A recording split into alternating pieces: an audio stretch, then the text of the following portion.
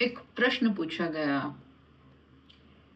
कि अगर संसार के माया मोह को छोड़ दिया जाए तो फिर करुणा, दया, प्रेम के भाव को कैसे बचाया जा सकता है, वो भी साथ ही जाएगा। अब ये बात सुनने में, देखने में बड़ी तर्कयुक्त लगती है, पर है नहीं। क्योंकि तुम देखो, जितना तुम्हारा संसार से मोह होगा, इस माया से मोह होगा, उतना ही करुणा का भाव तुम में कम होगा, उतना ही प्रवृत्ति तुम्हारी हिंसक होगी, उतने ही तुम ईर्ष्यालु व्यक्ति होगे। क्यों? क्योंकि तुम सब कुछ पकड़ना चाहते हो, तुम चाहते हो कि सब कुछ मेरा हो, क्योंकि तुम्हारी मोह ममता इतनी है इस संसार में, इस माया में। सारी पकड़ तुम्हारी हो, सारा कंट्रोल तुम्हारा हो। तो इस भाव को तुम करुणा का या प्रेम का भाव मत समझो। ये तुम्हारा मोह है बस। और मोह नहीं है, ये मोह भी नहीं है, ये संपूर्ण रूप से अहंकार है।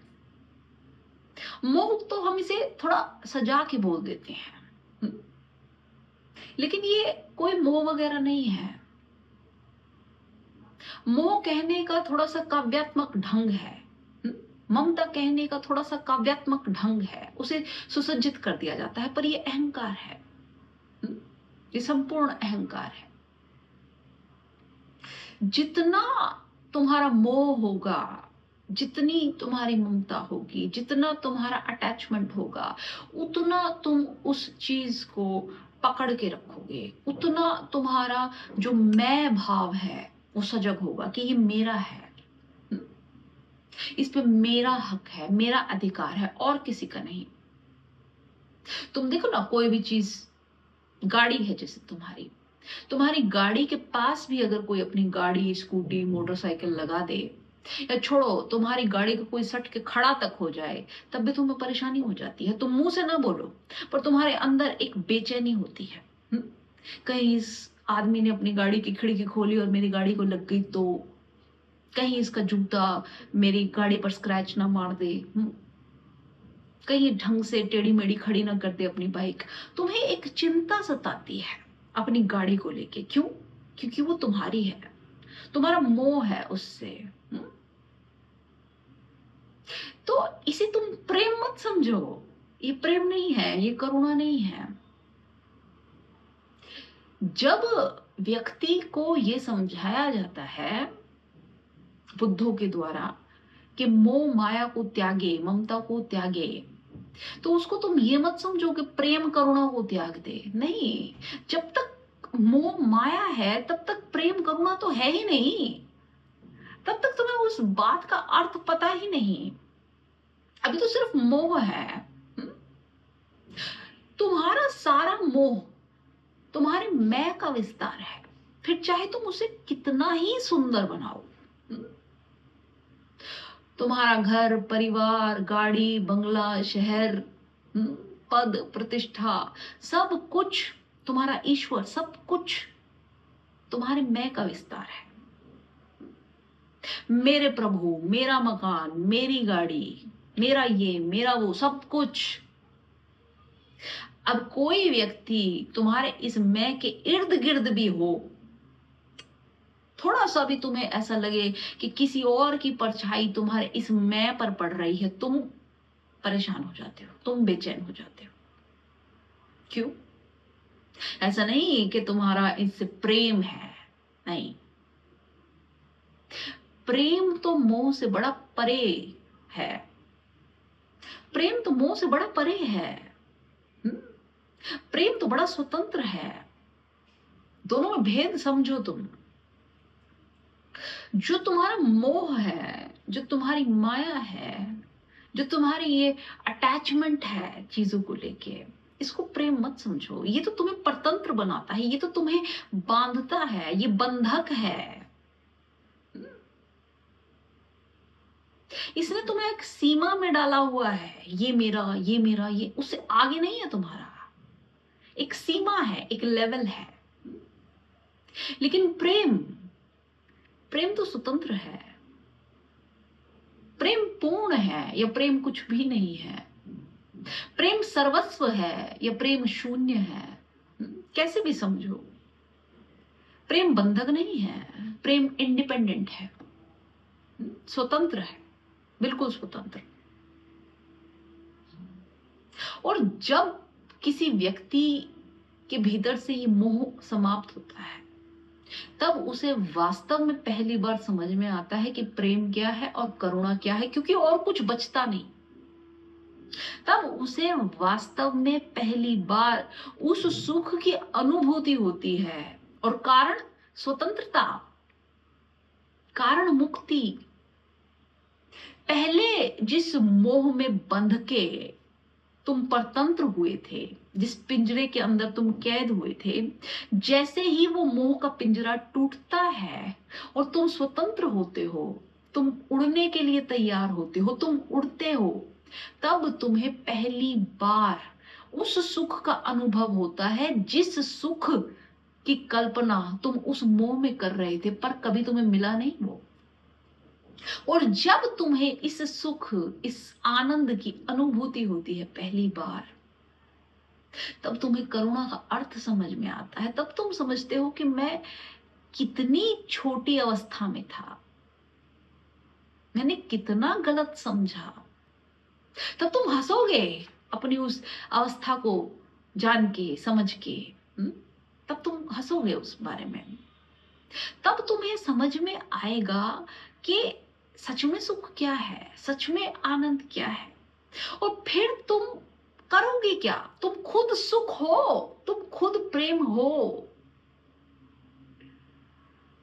तब जो करुणा का भाव तुम्हारे भीतर उठेगा, वो करुणा का भाव दूसरों को भी सुख देगा, दूसरों को भी आनंद देगा।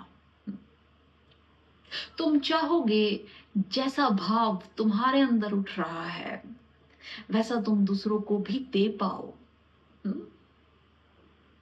तुम्हें पहली बार समझ आएगा कि ऐसा कुछ भी घटित हो सकता है, ऐसे भाव भी भीतर कहीं हैं, ऐसा जागरण भी कहीं हो सकता है, ऐसे सत्य की प्रतीति भी हो सकती है। और फिर तुम चाहोगे कि वैसा भाव तुम बांटो, वैसी करुणा तुम बांटो। और दरअसल तुम बांटोगे भी नहीं, ऐसा होगा, क्योंकि और कुछ हो नहीं सकता। सारे बैरियर्स खत्म हो जाएंगे।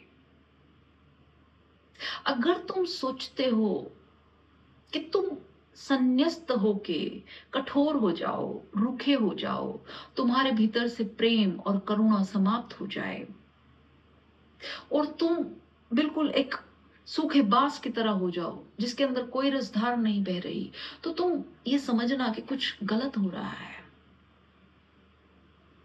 जैसे जैसे ध्यान उतरेगा, जैसे जैसे संन्यास प्रगाढ़ होगा, वैसे वैसे करुणा भी प्रगाढ़ होगी, प्रेम भी प्रगाढ़ होगा, वरना कुछ गलत हो रहा है। संन्यास तुम्हें मोह से छूटना बताता है, माया से छूटना बताता है, अहंकार से छूटना बताता है। करुणा, प्रेम से छूटना नहीं बताता। इस दिशा में तो तुम्हें बढ़ना है। ये तो चरण है स्वयं को जानने के, उस सत्य तक पहुंचने के। सत्य क्या है? क्या है सत्य? सत्य ये है कि तुम समष्टि हो, तुम समष्टि हो। तो जब मैं कहती हूं कि प्रेम तुमसे झरेगा, जब मैं कहती हूं कि तुम करुणा का सागर बनोगे, तो तुम किसी और के प्रति थोड़ी ना बनोगे। किसके प्रति बनोगे?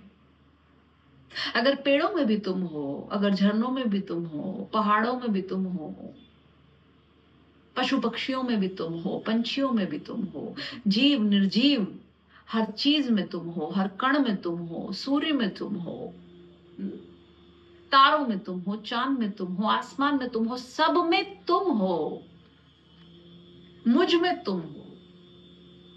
तो फिर प्रेम किसके प्रति? किसके प्रति?